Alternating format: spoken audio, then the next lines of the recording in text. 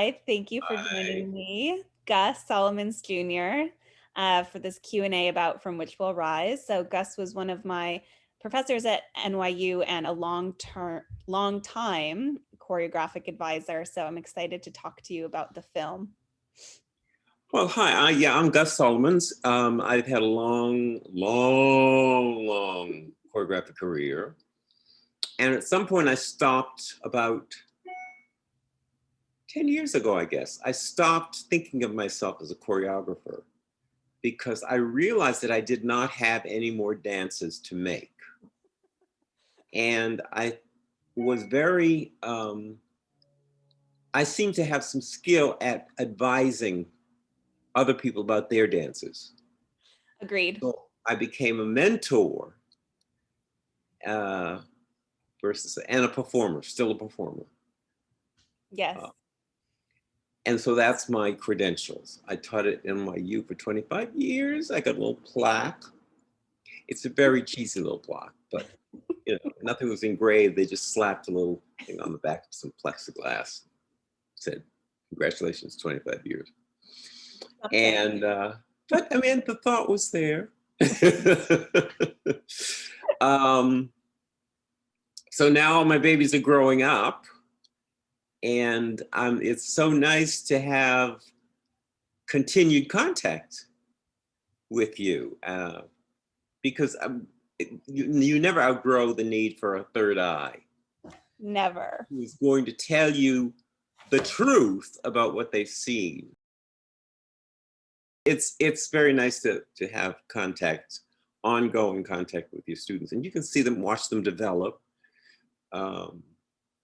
and emphasize their strong points and caution them about their weak points or their less strong points over time.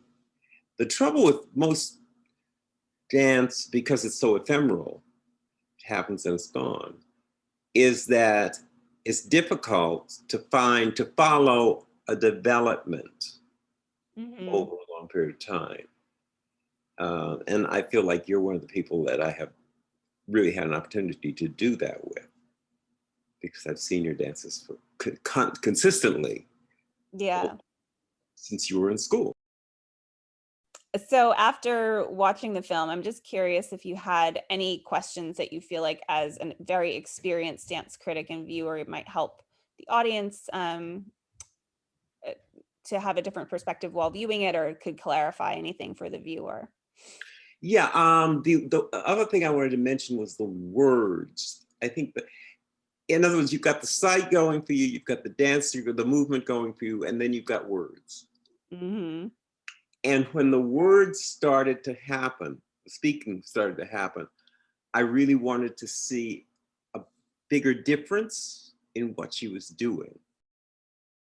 A function of my age, because I grew up 2 centuries ago, but and people nowadays can perceive things much quicker because they're always bombarded at such an enormous rate of speed that in order to get their attention, you sometimes have to contrast Mm-hmm. that density of information by, in the art situation, by pulling out the timing so that you're not getting so much information all the time, but you're getting a little bit of this at this moment, and that's building into a little bit of this, and then you can add some of this, and then you take away some of the other, so you're focusing the audience, the watcher, on their own proclivity Mm-hmm. to consume too much to comprehend. When modern dance started, you had to keep pushing so that you could amaze the audience Mm-hmm. with the things you can do and all the things you can do and all the, the yada, yada, yada, the bells and whistles. And now I think it's the opposite. We want to amaze the audience with how little we can feed them so they have time to chew it and get the real taste before they swallow it and put in more. Well, do you have any other questions after watching? When are you going to make your next film? Probably this summer. I did have a lot of fun making it because I feel like the options, I just had never been interested in making a film. Like I Mm-hmm. loved working in real life with dancers through space and time. And I love the ephemeral nature of dance making and live performance. So it just wasn't something that interested me. Uh-huh. Making it was really fun, and seeing all the options that aren't available to you in real time, right? Yes. So that was really fun. That's important, because then you'll bring that information back to the real life performance situation, Yeah. and the whole thing will get richer. Yeah. And I think the experience of just making this first one and really not exactly knowing what to capture when we were on site, and I'll have a better idea of how to make some choices ahead of the filming date and make sure I have those slower moments to chew on and more about the experience of the whole piece. But I do just love watching Annalise move. I mean, there's something divine about her dancing that I was like, just keep going, just keep going.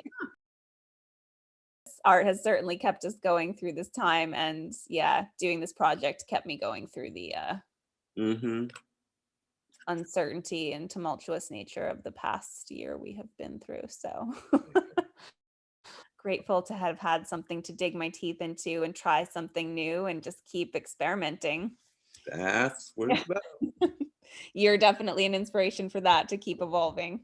Good, and you're inspiring me to be not to be complacent, um, which is my tendency now. I think, well, I did that, I did that, I did that, I did that. What else can I do that I haven't done? Yeah. Yeah, Maybe you do have another dance left in you. it's not impossible. Nothing ever is. All right. Well, thank you so much. You're Appreciate your welcome. time. Thank All right. you. Bye, guys. Be well. Bye.